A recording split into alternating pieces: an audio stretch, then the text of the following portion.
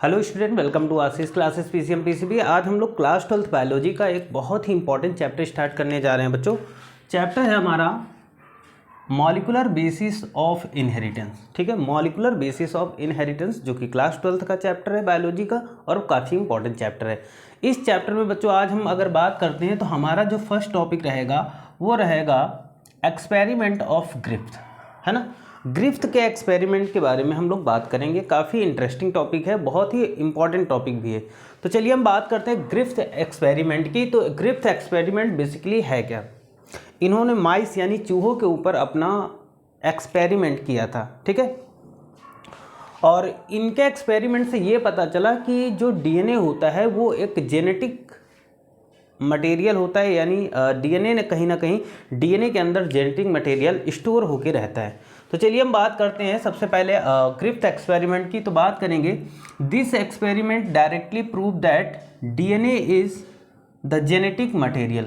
यानी ग्रिफ्थ का जो बच्चों एक्सपेरिमेंट था उसने डायरेक्टली ये प्रूव किया कि जो डीएनए होता है बच्चों वो क्या होता है, वो एक जेनेटिक मटेरियल होता है। ओके, बात करते हैं इन 1928 की। यानी 1928 में क्या था, Griffith obtain 2 strain of bacteria Streptococcus pneumoniae. One of strains was virulent. Virulent मतलब जिसको हम लोग एस वायरुलेंट बोलते हैं। देखो बच्चों, बात करते हैं 1928 में क्या किया था कि ग्रिफ्थ ने क्या किया था कि obtain 2 strain of Streptococcus pneumoniae. Streptococcus pneumoniae pneumonia वाला बैक्टीरिया होता है जिससे न्यूमोनिया होता है। तो उस स्ट्रेप्टोकोकस न्यूमोनी के 2 स्ट्रेन ले लिए। एक ले लिया इन्होंने वायरुलेंट स्ट्रेन जिसको हम लोग एस स्ट्रेन बोलते हैं, और दूसरा ले लिया ए वायरुलेंट स्ट्रेन जिसे हम लोग आर स्ट्रेन बोलते हैं। ठीक है, वायरुलेंट स्ट्रेन वो होता है जो डिजीज कॉजिंग होता है। ठीक है, डिजीज कॉजिंग होता है। देखो यहाँ पर हम थोड़ा सा और समझ लेंगे। One of the strain of virulent जो कि हार्मफुल होता है, डिजीज कॉजिंग होता है, जिसको हम लोग एस स्ट्रेन भी बोलते हैं। And other strain was a virulent. जो दूसरा स्ट्रेन था वो ए वायरुलेंट था जो कि यूजफुल है, आर, जिसको हम लोग आर स्ट्रेन बोलते हैं। देखो अगर हम एस स्ट्रेन की बात करते हैं तो एस स्ट्रेन जो वायरुलेंट होता है बच्चों, या वायरुलेंट या एस स्ट्रेन, तो उसके चारों ओर ये कवरिंग लेयर पाई जाती है। जबकि आर वायरुलेंट की बात करते हैं तो इसके चारों ओर, ये आर वायरुलेंट है, इसके चारों ओर कोई भी कवरिंग लेयर नहीं पाई जाती है। एस स्ट्रेन जो कि वायरुलेंट होता है ये डिजीज़ कॉजिंग होता है, यानी इससे डिजीज़ बीमारियां फैलती हैं। जबकि ए वायरुलेंट जो कि आर स्ट्रेन है वो डिजीज़ कॉजिंग नहीं होता, यानी वो यूज़फुल होता है, कहीं उससे कोई बीमारी नहीं होती है। ठीक, तो इन्होंने क्या कर लिया कि स्ट्रेप्टोकोकस न्यूमोनिया नाम जो बैक्टीरिया था उसके 2 स्ट्रेन अलग अलग कर लिए। एक एस स्ट्रेन ले लिया और एक आर ले लिया। एस स्ट्रेन को वायरुलेंट बोलते हैं जो कि डिजीज कॉजिंग होता है, और ए वायरुलेंट किसको बोलते हैं, आर स्ट्रेन को बोलते हैं जो कि यूजफुल होता है, यानी कहीं ना कहीं कह सकते हैं कि वो डिजीज कॉजिंग नहीं होता है। आगे अब इन्होंने अपने एक्सपेरिमेंट में किया क्या, he injected virulent bacteria in mice and mice developed no illness. इन्होंने क्या किया, जो ए वायरुलेंट था यानी जो आर स्ट्रेन थी, ठीक है, जो आर स्ट्रेन यानी ए वायरुलेंट स्ट्रेन वाले बैक्टीरिया को क्या कर दिया, माइस यानी चूहे के अंदर इंजेक्शन से इंजेक्ट करा दिया। और उसके बाद में कुछ टाइम के बाद, कुछ दिनों के बाद, समय के बाद क्या हुआ, उन्होंने देखा कि माइस डेवलप्ड नो इलनेस, यानी जितने भी चूहे थे उनके अंदर कोई भी बीमारी नहीं थी। ठीक, पहले एक्सपेरिमेंट में। दोबारा इन्होंने क्या किया, he then injected virulent bacteria in mice and consequently all the mice dead. इन्होंने क्या किया कि अब दोबारा इन्होंने क्या किया, वायरुलेंट यानी एस स्ट्रेन बैक्टीरिया को लिया और माइस के अंदर इंजेक्शन से इंजेक्ट कर दिया। तो कुछ समय के बाद इन्होंने देखा कि जो माइस थे, जो चूहे थे, वो क्या हो गए, डेड हो गए, मर गए। ठीक, दूसरे वाले में यानी जब आर वायरुलेंट को किसी माइस यानी चूहे के अंदर डाला तो देखा उसके अंदर कोई भी बीमारी नहीं था, यानी वो चूहा सरवाइव कर रहा था। लेकिन जैसे ही इन्होंने एस स्ट्रेन का वायरुलेंट इन्होंने माइस के अंदर इंजेक्शन से इंजेक्ट किया, वैसे ही उस चूहे की डेथ हो गई, यानी वो चूहा मर गया। ठीक है, आगे देखो, ही heated the virulent bacteria.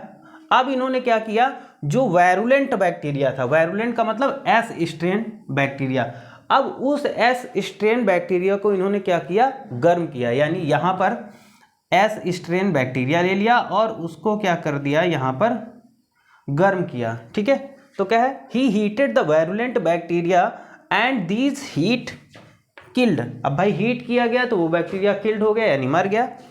Bacteria was injected इन माइस। अब उस मरे हुए किल्ड बैक्टीरिया को इन्होंने क्या किया, माइस के अंदर इंजेक्ट कर दिया बच्चों। तो इंजेक्ट कर दिया तो क्या हुआ, माइस डेवलप्ड नो इलनेस, मतलब माइस के अंदर कोई भी इलनेस नहीं दिखी। ठीक है, आगे देखो, फिर देखो ये क्या करते हैं, Griffith now mix the heat killed virulent bacteria with a virulent bacteria. अब इन्होंने क्या किया, जिस हीट किल्ड यानी जिस बैक्टीरिया को, वैरुलेंट बैक्टीरिया को हीट किया था और जो आर वैरुलेंट था, मतलब ए वैरुलेंट बैक्टीरिया, मतलब एक तो किल्ड हीटेड वैरुलेंट ले लिया और उसके बाद में ए वैरुलेंट विद ए वैरुलेंट बैक्टीरिया, दोनों को मिक्स किया और मिक्स करके inject in the mice expected no illness.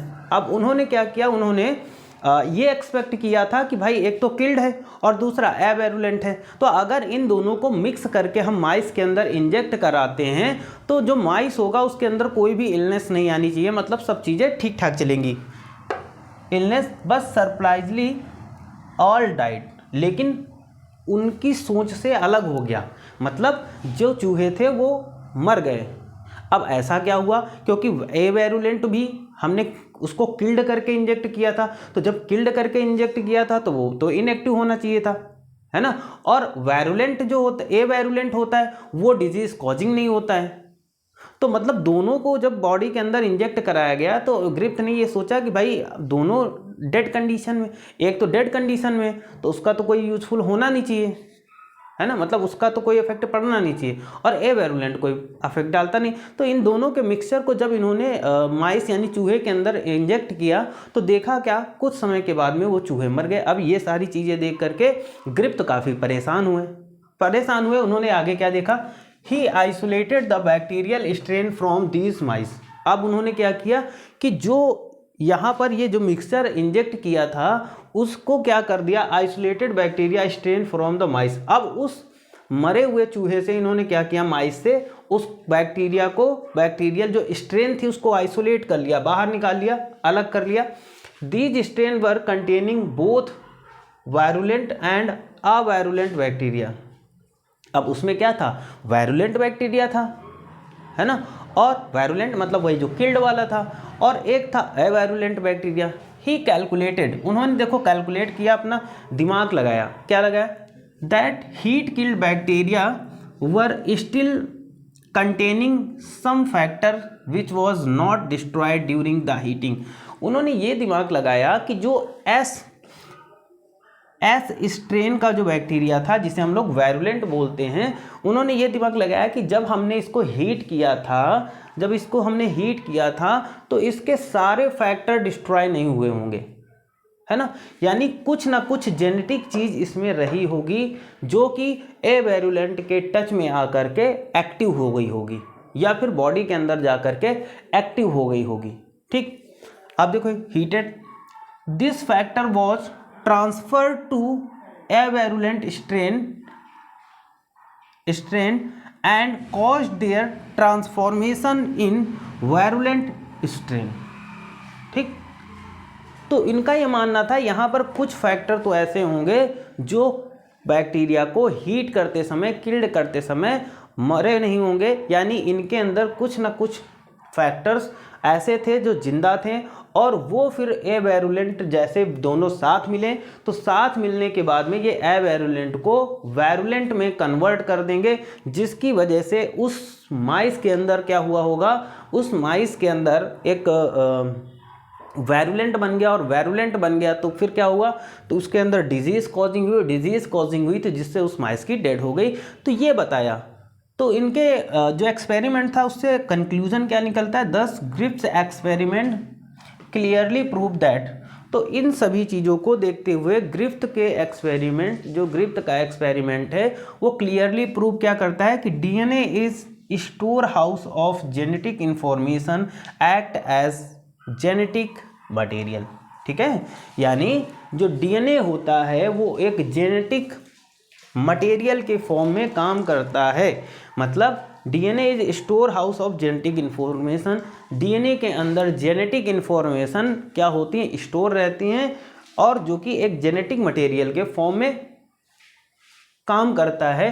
तो ये इन्होंने प्रूव कर दिया क्या कि DNA is a genetic material. इन्होंने क्या प्रूव किया कि डीएनए क्या होता है, एक जेनेटिक मटेरियल होता है, क्योंकि एस स्ट्रेन को जब किल किया गया तो इसके अंदर कुछ जेनेटिक चीज़ें अंदर पड़ी रहीं जो कि पूरी तरीके से डिस्ट्रॉय नहीं हुई, और जैसे ही ये ए वायरुलेंट के टच में आई तो ये ए वायरुलेंट से उसको वायरुलेंट में कन्वर्ट कर दिया। यानी पता चल गया कि जेनेटिक इन्फॉर्मेशन इसके अंदर कहीं ना कहीं स्टोर थी पहले से, चाहे हम इसको जितना किल कर लें, लेकिन इसके अंदर की जो जेनेटिक इन्फॉर्मेशन थी वो पूरी तरीके से ख़त्म नहीं हुई। तो इससे ग्रिफ्थ ने ये प्रूव कर दिया कि जो डीएनए होता है वो एक जेनेटिक मटेरियल होता है, क्योंकि डीएनए के अंदर जो क्या होता है, जो भी जेनेटिक इन्फॉर्मेशन होती हैं वो स्टोर होके रहती हैं। ठीक है बच्चों, तो ये था हमारे ग्रिफ्थ का एक्सपेरिमेंट जो कि काफ़ी इंपॉर्टेंट था, है ना। और अगर आप चैनल पे नए हैं तो चैनल को सब्सक्राइब करिए, वीडियो को जितना हो सके लाइक और शेयर करिएगा। Thank you for this class.